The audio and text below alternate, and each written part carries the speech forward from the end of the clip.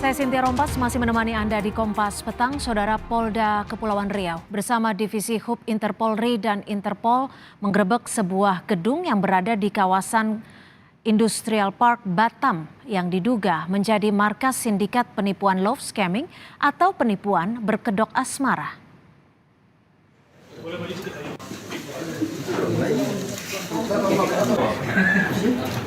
Gedung yang berada di kawasan Kara Industrial Park ini diduga jadi lokasi server judi online dan love scamming. Dari hasil penggerebekan, polisi menahan 88 warga negara Tiongkok dan menyita sejumlah alat elektronik sebagai barang bukti. Love scamming atau romance scam merupakan jenis penipuan di mana pelaku memanipulasi korban secara emosional melalui hubungan romantis. Administrasi tadi kita ketemukan banyak barang bukti yaitu berupa China.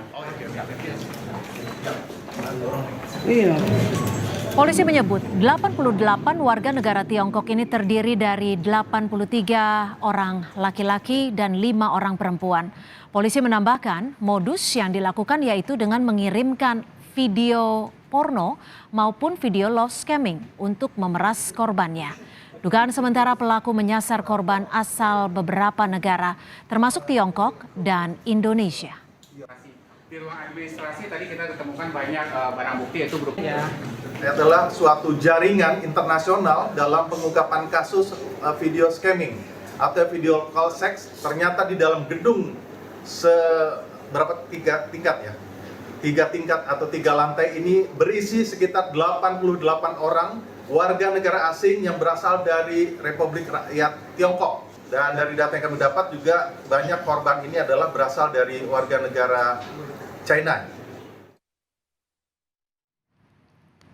Dalam kasus love scamming sebelumnya yang sudah terungkap ada modus yang kerap dilakukan pelaku love scam atau tipu-tipu berkedok asmara. Pelaku memanfaatkan media sosial menjaring korbannya dengan memasang foto semenarik mungkin.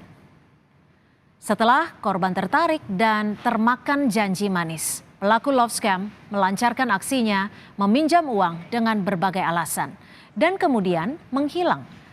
Jangan mudah percaya berkenalan di media sosial, apalagi memberikan data pribadi termasuk data keuangan. Per Januari 2022, PPATK mencatat ada 12 kasus love scam dengan nilai 6,2 miliar rupiah. Dan untuk mengetahui kronologi hingga pengungkapan kasus love scamming atau penipuan berkedok asmara yang melibatkan 88 warga negara Tiongkok, sudah bersama Kabid Humas Polda Kepulauan Riau, Kombes Zahwani Pandra Arsyad. Selamat sore Pak Arsyad, terima kasih sudah bergabung bersama kami di Kompas Petang.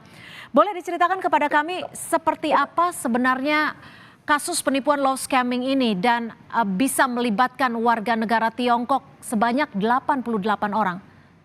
Ya, baik, terima kasih Mbak Cynthia dan seluruh para pemirsa Kompas TV dimanapun berada. Ini yang menjadi komitmen Polri dalam hal ini Kepolisian Negara Republik Indonesia dalam memerangi terhadap kejahatan transnational crime. Salah satunya bagaimana kita melakukan joint operation atau joint investigation. Hal ini selaras dengan apa yang saat ini telah dilakukan pertemuan para pejabat tinggi setiap menteri, AMNTC, yaitu adalah ASEAN Ministerial Meeting Transnational Crime yang berlangsung di Labuan Bajo, Nusa Tenggara Timur, di mana Kapolri Jenderal Polisi Dr. Andes Listio Sigit Prabowo sangat komitmen terhadap kejahatan transnational crime, dan ini adalah hasil kerjasama dari Sekretariat NCB Interpol Divisi Hubungan Internasional Polri bersama dengan Kepolisian Republik Rakyat Tiongkok atau kita sebut dengan MPS, Ministry People of Security of China. Dan ini dapat kita dapatkan data-data bahwa adanya suatu transaksi, suatu komunikasi yang dilakukan secara berkesinambungan dari mulai tahun 2023 di awal 2023 sampai saat ini, dan data tersebut yang kita lakukan proses penyelidikan. Dan kemarin kita dapat mengungkap kasus tersebut di mana langsung karena menyangkut di wilayah hukum Polda Kepulauan Riau kemarin langsung Pak Pandra, maaf saya potong. Kalau dilihat dari kasus ini sudah berlangsung sejak 2022, sudah berapa banyak korbannya dan berasal dari mana saja? Ya, dari 2023 ya. Jadi 2023. 2023 dari hasil komunikasi kami itu lebih banyak adalah karena memang ke-88 pelaku ini adalah asli warga negara asing yang berasal dari Tiongkok atau dari China. Tidak bisa berbahasa Indonesia sehingga yang menjadikan korbannya adalah warga masyarakat atau warga negaranya sendiri yang dari China. Dan ini selalu dia melakukan ada yang berfungsi berperan sebagai membuka suatu jaringan komunikasi, kemudian nanti setelah ada yang sudut korban, baru ada yang dapat pemerasan. Iya, artinya target korbannya adalah warga negara Tiongkok yang berada di Indonesia atau yang berada di Tiongkok?